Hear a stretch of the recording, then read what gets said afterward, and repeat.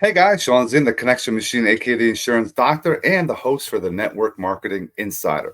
I want to make sure you guys understand every single person I bring in here are involved in the network marketing, affiliate marketing, and multi-level marketing, those spaces, and allows you to learn, to grow, to take information and actually implement. Some of you will, some of you won't, some of you will engage this and you'll drop some comments. And I would love for you to at least drop a hashtag live or a hashtag replay. And if you're one that's an overachiever, drop a comment where you're watching us from. This is global, so everywhere in the world, people are picking this up. You see this on different verticals on the podcast, the audio, as well as YouTube. And I want to make sure if you have questions, drop them in the comments and reach out to my guest. All the details are in the description. I want you to connect, and I'll remind you after this, at the end, to always connect with the guests. Go to their socials, check out what they're doing, and see how we can support everyone involved. Without further ado, let me bring on my next guest. We have Rick Gomez. What's up, man? How are you? I'm good. Happy New Year's Eve. This is the last day of the year of 2024. This is pretty awesome because I had the goal to have, this is 9 months old, this podcast. I have, 9 months worth. I missed 1 week. I thought I was going to miss a week. I thought I was gonna miss 2 weeks, so I'm glad we're able to collaborate even on a day like today, because yes, we all can make things happen. And before we even get into it, Rick, I always ask, who are you and why did you get into network marketing? So who am I? Wow, that's a pretty loaded question, like they say. I had tried network. So who am I? I'm a 64, going to be 65-year-old grandfather / retired entrepreneur, whatever you want to call it, living in El Paso, Texas. A lot of people don't know where El Paso is, but it's on the whole other side of Houston. It's like 800 miles from Houston. And I had gotten started in network marketing. Man, I went through a lot of little companies. When I first saw network marketing, I had placed some ads in a paper down there called the Green Sheet, because I was trying to leverage my IT skills to teach others about IT. And I had an ad there, and I had a call from a little old lady in Houston that wanted me to teach her some basic PC skills, because she wanted to learn PC skills. And from there, she goes, you'd be good at something that I'm doing. And I go, so what are you doing? And this was in March of 1996 or something like that, way back in the day. And it was a company just starting out, called New Skin. Had just started promoting New Skin. And I said, wow, you mean you can build a network where you can get paid on people doing work in different parts of the country and using the internet and using, all the computers. So I was big into systems, and I'm a believer in two things. Well, I'm a believer in a lot of things, but the main things about this is that the E-Myth book put my mindset into systems. Rich Dad and Poor Dad book put me into the mindset of creating assets, right? And so I heard some feedback. You got somebody in the background? You might hear something. My kids are around. I know that. Okay, that's fine. That's fine. I just want to make sure that you know that I know that they were there. Okay, great. And so from then, I failed at New Skin because I just wasn't. I mean, I loved it. I smelled it. I bought the product. I used it. I gave it away. Whatever it took. But I really wasn't mindset ready to go into the business. One of the things that a lot of people they go from employer mindset to entrepreneur mindset. And that's a whole big different game. And oh yeah. And so anyway, so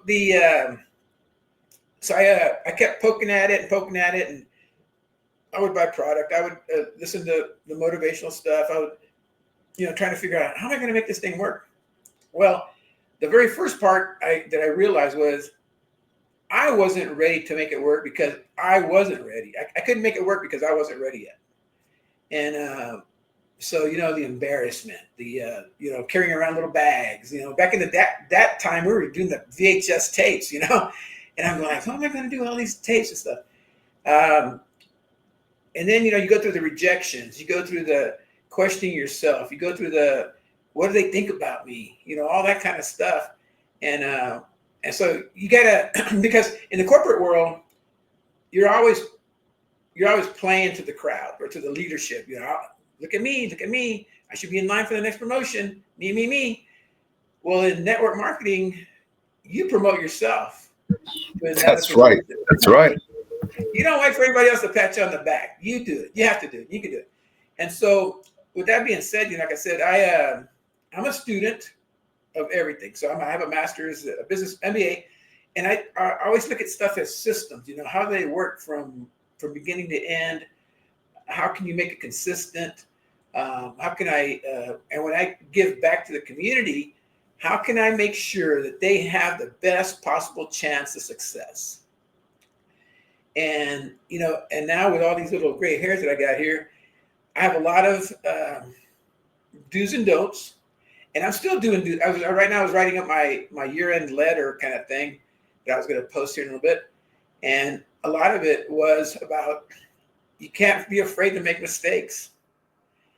You can't be afraid to skin your knees. You can't be afraid to take new things on. I was talking to my brother this morning about AI, and he goes, I think I'm going to get into that. I go, brother, it helps me so much, like clarifying my ideas, and you keep talking, yeah. and it keeps refining and keeps getting it.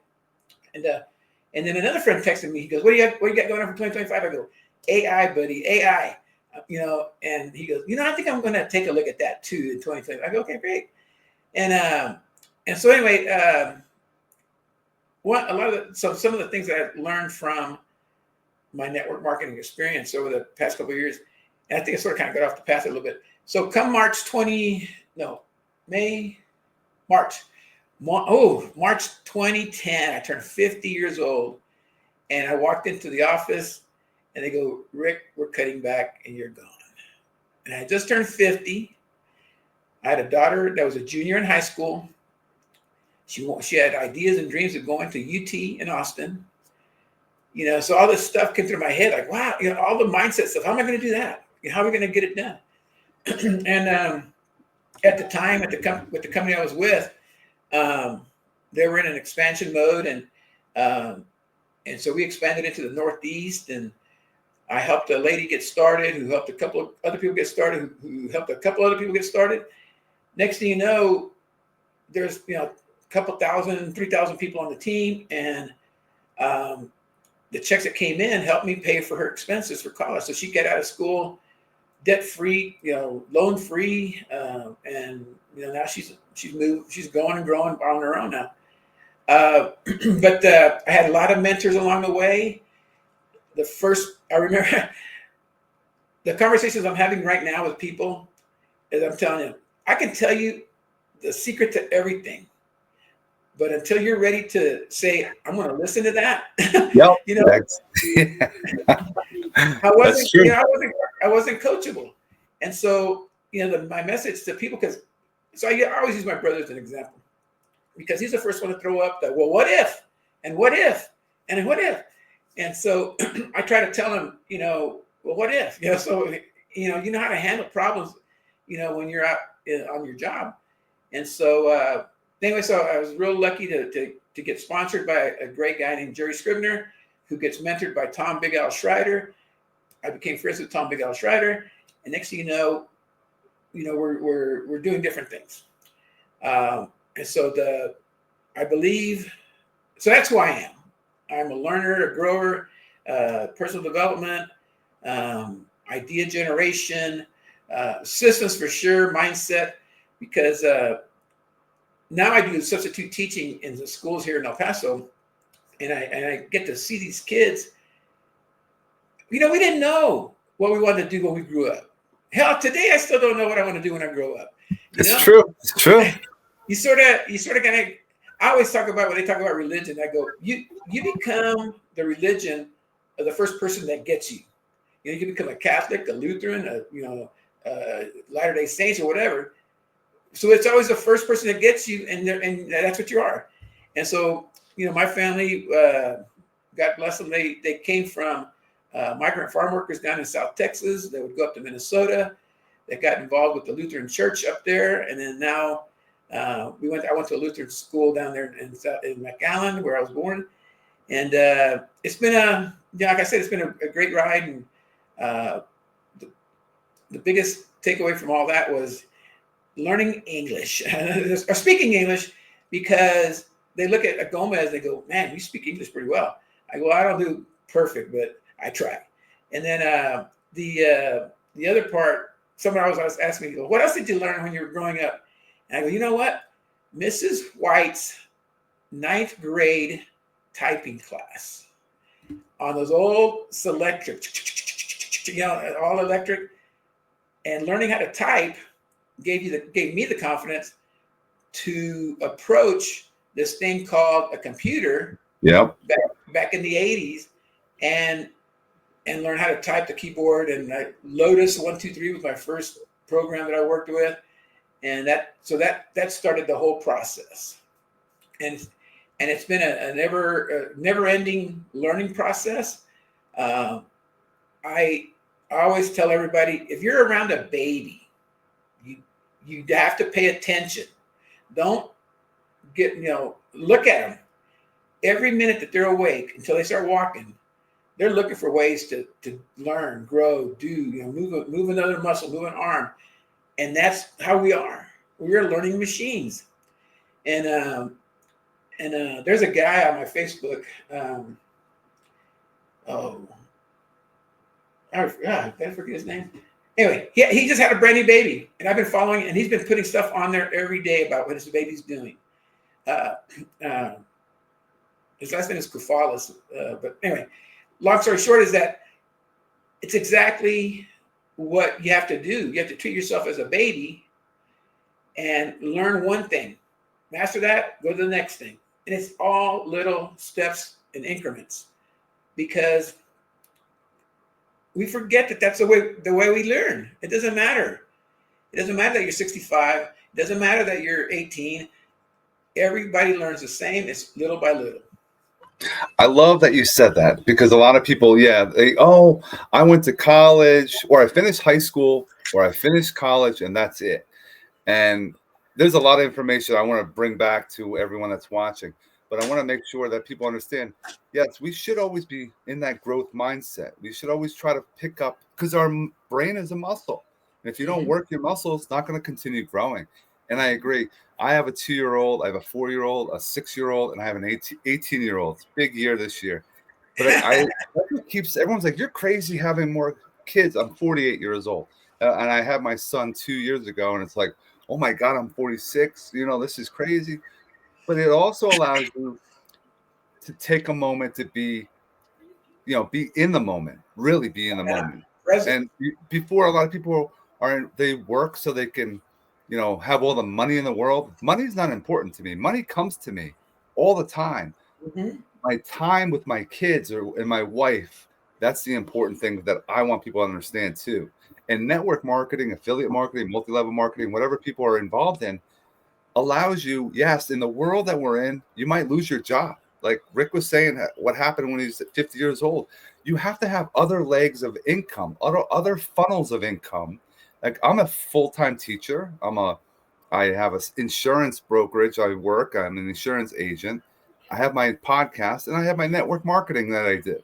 So you have to have funnels, because if something slows down, you have something that's picking up. A lot of things that Rick said.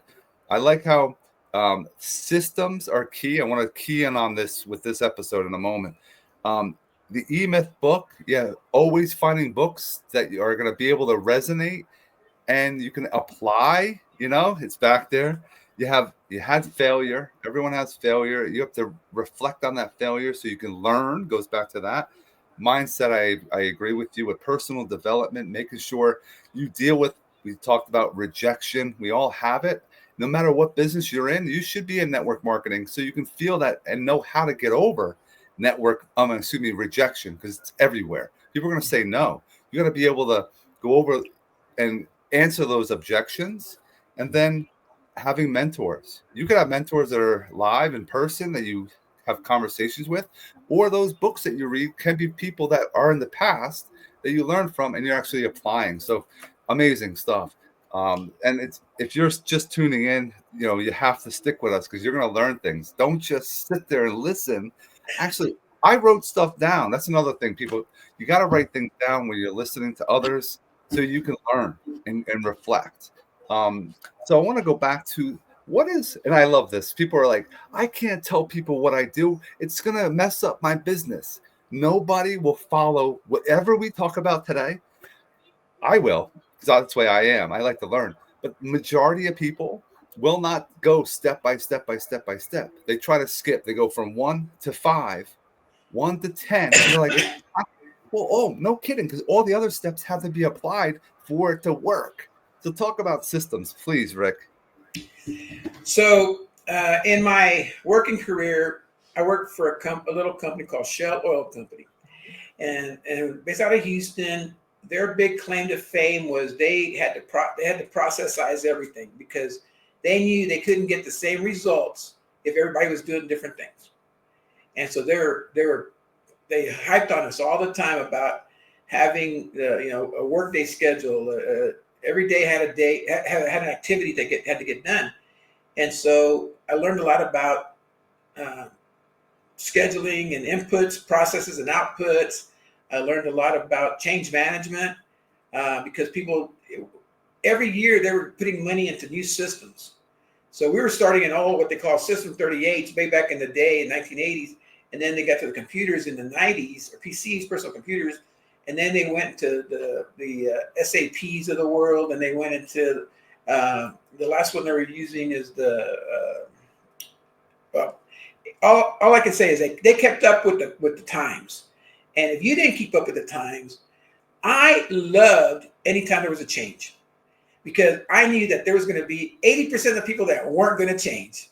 Yeah. So that let me be the star. I go, show it to me, give it to me. And I've always been a believer in if I can read it, I can do it. I've always had I can do anything. Like I said, lately I've been mechanicking because I have an older car, but I had the engine blew and the Kia is a Kia engine, and they replaced the engine. And I'm going like, man, all I got to do is learn how to do these little things. The engine will go forever because I changed tires, I changed rotors, and all this stuff. And I said, and now, I'm going to get me a new car this year. But last year was about learning how to fix. And the thing about that is that you have to just, I want to do something, and then go do it. Don't think about it, go do it. And I get frustrated. I actually, toward the end of the year, I was rethinking some things because like you, Shawn, we want everybody to succeed, right? But they can't get to all this gray hair when they're bald, when they're young and they're young, or they're just barely getting there. It's so true that this thing is a journey, and it doesn't end. It doesn't end. One of my books back there on my bookshelf is called it has a message in there. There's a guy that wrote a book, The Secret to Prosperity, was that you have to add and receive value each and every day for the rest of your life. That's it. That's that secret, that one secret. And so like you, I retired from Shell. I did another 10 years at another company. And then so when I came to El Paso, oh yeah, and then I got into the funeral business of all things. Man. In Houston, and I loved it because it let me. I had to learn new skills. I went from being told what to do, how to do it, to a position where I was a commissioned salesperson. When you become a commissioned salesperson, you're gonna learn what you don't know, and then you're gonna have to adjust, and you have to learn and grow. And I always tell everybody, if you're gonna get in the funeral business, you got to make it a year, 1 year, because you got to go through the whole season. Well, how's it going to be in the summer season? How's it going to be in the winter season, in the spring? And And until you get that whole first year under your belt, you're still a novice. You're still a rookie. You can't say that you know every month is going to be certain different, right? And so my success in that funeral business was that first year I ended up being what they call a Century Club member. And there's a ring that I have around here just to have the ring to show, because, here's a guy that I career transitioned at 50, and I was able to be successful in that. And people ask me, so how do you think you did it? I go, well, 1, I showed up. 2, I followed up. And 3, I followed through. Because there's a difference between following up and follow through. Whatever you say today, you got to follow through with it. Somewhere you got to do it. You got to be a person of your word, right? And if it's not to another person, it's to yourself. Follow through for yourself. And so, I was I'm playing a lot with my ChatGPT. So me and ChatGPT, we got a thing going on. and so I put a lot of my stories in there. I've learned how to prompt it, but not to, the prompts that people are using, I think are a little bit too way up here. I like it to have a conversation just like this. I had a conversation. So one of the things that I had done is initially I had put my resume into ChatGPT.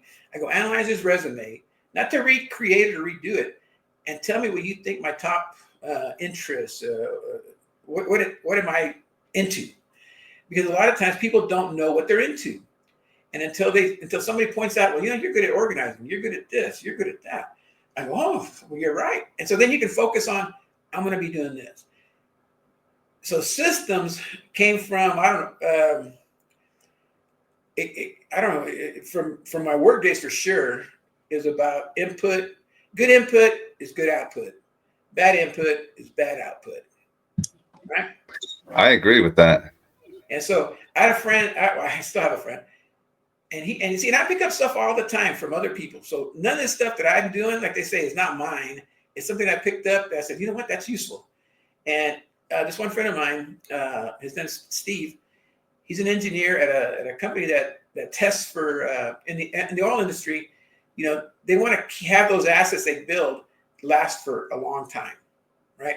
So there's what they call asset integrity, and so we talked a lot about that and project management. He goes, I think when he looks for people to hire, he looks for 3 things. He said, I look for a project management skills. Everybody has to have some project management skills because you got to be organized to get stuff done. He said, you have to have a technical skill. And that could be anything. So, we could be using this, you could be using StreamYard, you could be using some technical skill you have to have. And then he goes, the last part was you have to have business development skills.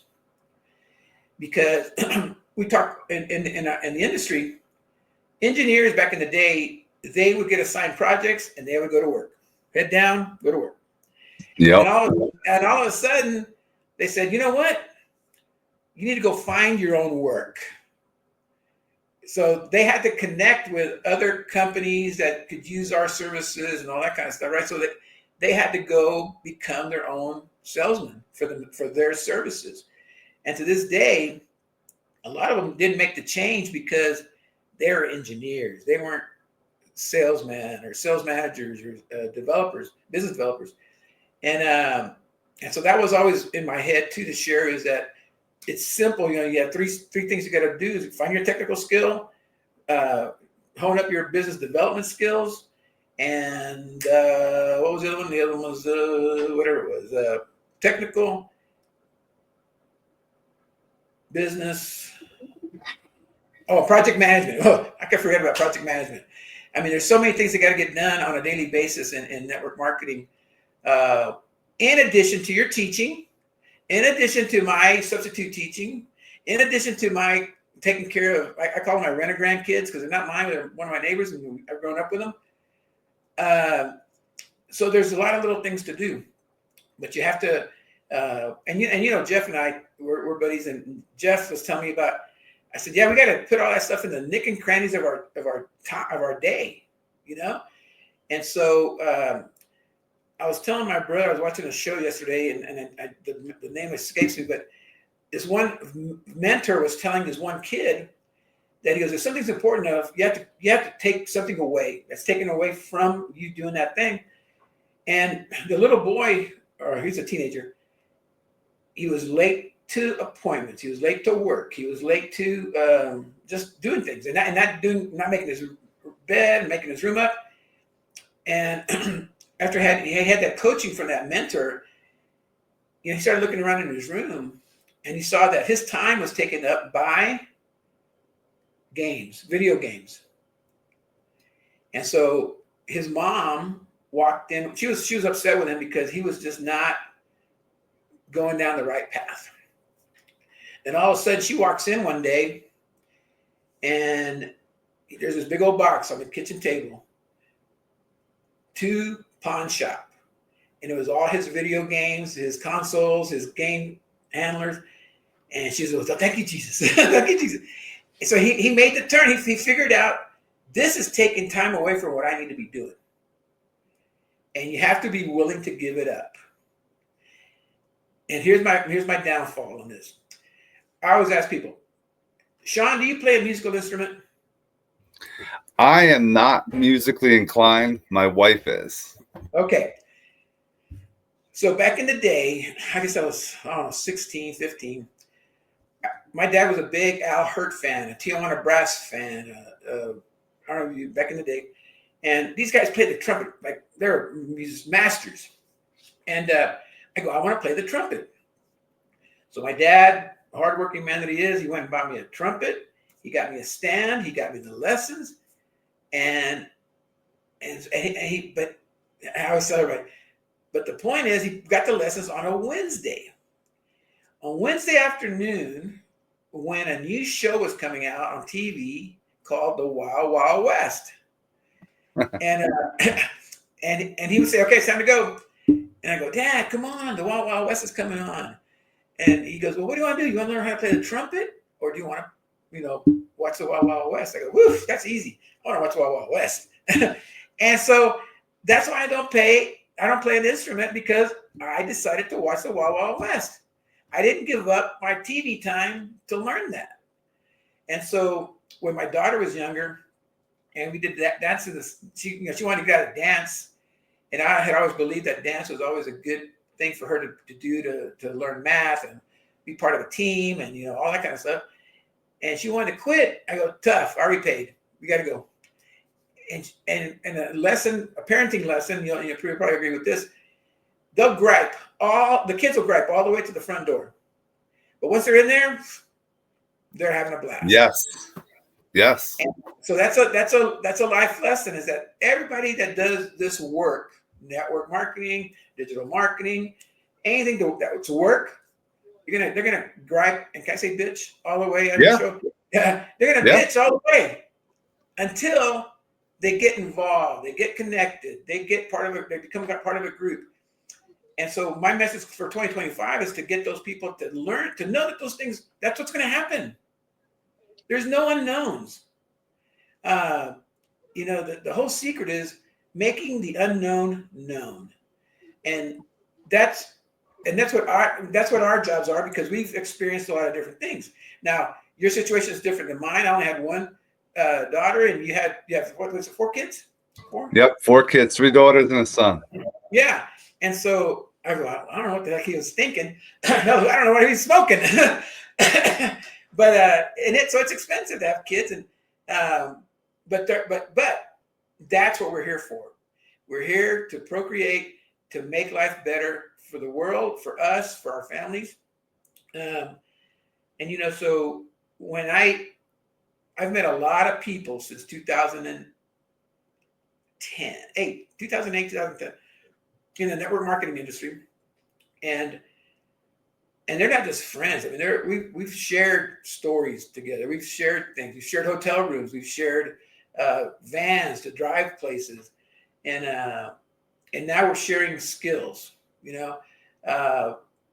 we have a lot to give, and so right now, like I said, I have a hard time finding a niche market because I've been 18. No, like I say, I've been 18, 28, 38, 48, 58, and going to turn soon to 68. But I can help anybody in those ranges because I can, like I said, I can tell you what's going to happen because nothing changes. There's nothing new under the sun, as they say in the Bible. And so everybody's going through this whole change. They're on a journey. They're on a path. But a lot of it is in the mindset because they're looking for answers and solutions out there when all the answers and solutions are in here. One thing I want to definitely hone in on with systems as well for Rick, 60-plus-year-old. Guys, he has, and I recommend this to everyone, get a one link. I have a Legends Links. I think you have a Dot. There's different companies out there. And on here, again, he has his cell phone. You could text him. He has all his opportunities. He has his social links in there. He has a YouTube channel. Oh, he's 60 plus. Why did you have a YouTube channel? I challenge every single one of you. YouTube, TikTok. You have a TikTok as well. Instagram. Those are where you're going to get more eyeballs. You might not get lots of opportunities. Some people I get tons of business from Facebook. I get tons of business from YouTube. I'm getting things from X now that I wasn't getting before. But it's making sure I love the word omnipresent. If you're out there, you're everywhere. And that's what you want. When people are seeing you, you're giving the word, you're giving value on a daily, they're going to use you for your service or your product at some point. If you want to keep hounding people, harassing people, you want to text message people constantly. I check in. I share. Hey, I just want to let you know. I like using this. I just had an episode on the Network Marketing Insider. You have to check out Rick Gomez. And I have my community will check out Rick Gomez, find out what he was about. Support, drop a like, comment, engage. People don't engage anymore on social media. That's a system. If you want more engagement, you have to do something. So it's a powerful thing to keep that in mind. Yeah, and you're so right on that because the thing about getting on all these systems, first off, you're on TikTok. Are you going to dance? Are you going to, they're stupid, and I always tell them, and they see all the stuff that I'm doing, but you know what? Nobody asks for help. That's the other part. Or how you're doing it. Like you do a lot of faceless stuff, which is powerful. People don't realize. I could teach. You could teach them as well. It's so easy to do, but people are afraid to try something new. And so it goes back to the change management part. And one of the things that I've been working with my brother a lot on is because he's had more jobs than I had. I only had like 3 total jobs, and he's had more. But I've understood the change. We like to stay steady, but then all of a sudden something happens: a divorce, a loss of a job, another baby, whatever. Yep. And then all of a sudden it turns that steady life into a whitewater. They call it in change management. They used to call it whitewater because you're in whitewater. But people don't realize that whitewater will turn into calm water sooner or later. But you have to be open to see what your options are. I tell people that my biggest asset was the ability to learn new skills. If you have one skill, flipping burgers, that's all you can do is flip burgers. But if you have multiple skills, then you can offer services to multiple people, which opens up some opportunities for you because you never know which is the one that's going to take and hit and take you down a path of growth and abundance and prosperity.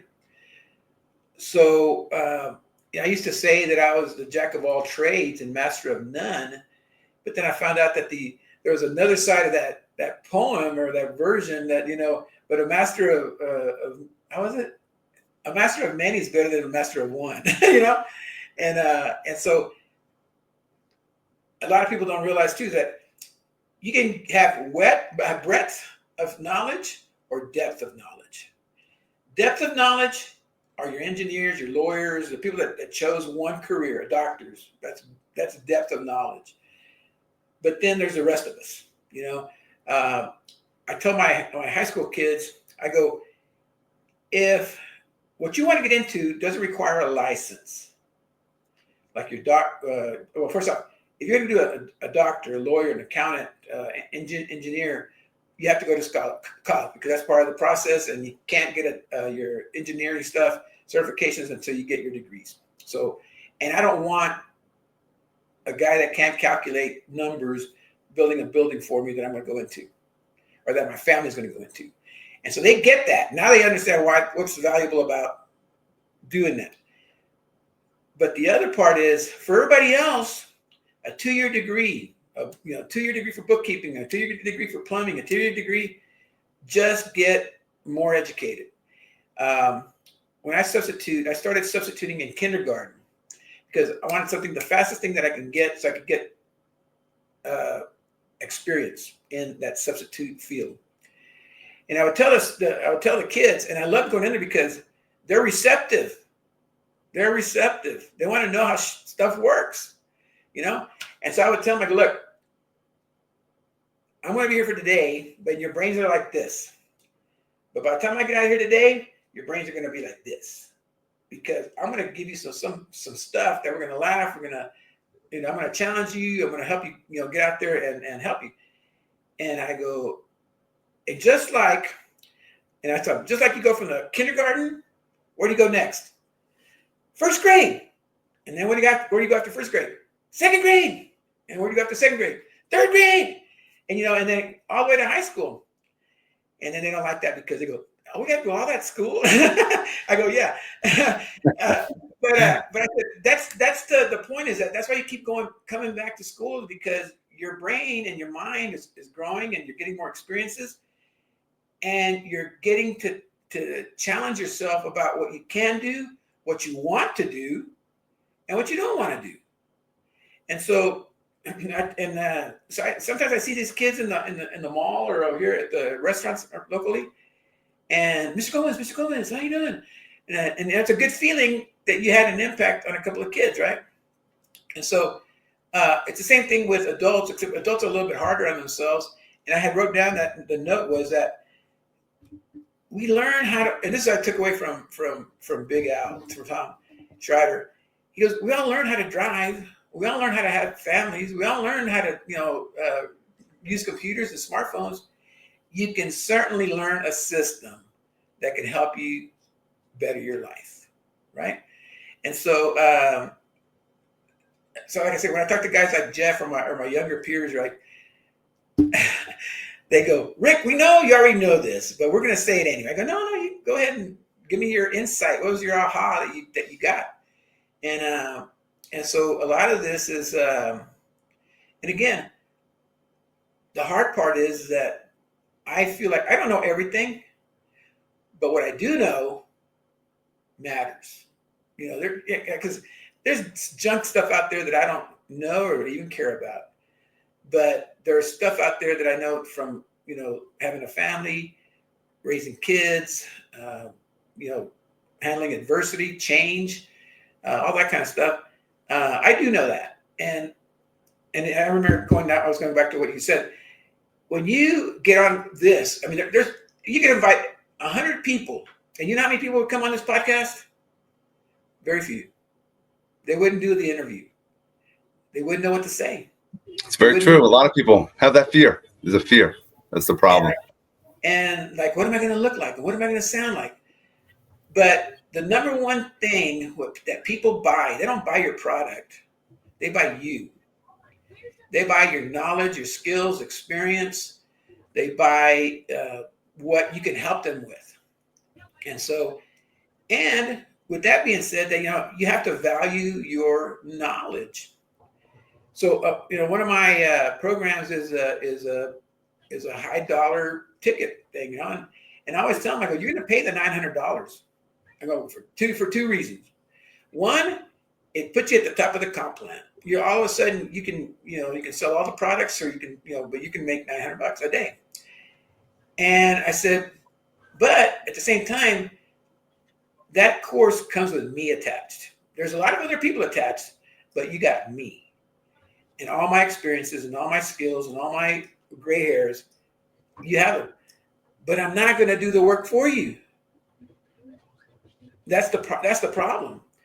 They want to spend the money, but they don't want to do the work. Yep. And so the big aha that we were having lately was there was an economics professor that I took a course from one time. He goes, to learn this stuff, he goes, you got to spend time on tasks. You got to spend time on your task. But a lot of people don't know what the tasks are. And so, again, they want instant results. They want immediate gratification. And that was another thing that was a killer for me, is that you can't have instant trumpet. You gotta practice. We're gonna end on that because we could be on here. I know we have more episodes coming for the next couple. We're gonna see them in 2025 as well. I want to make sure people get to see your information. Make sure, guys, you go to the description. Go and follow Rick on all his socials. Check out all his opportunities, and I want to make sure that everyone, connects with him, because that's what's the point of having this podcast. I want to make sure that everyone subscribes, hits that like button, and shares this video. And Rick, stick with me for one moment. Everyone else, we hope you have an amazing rest of your day. Happy New Year.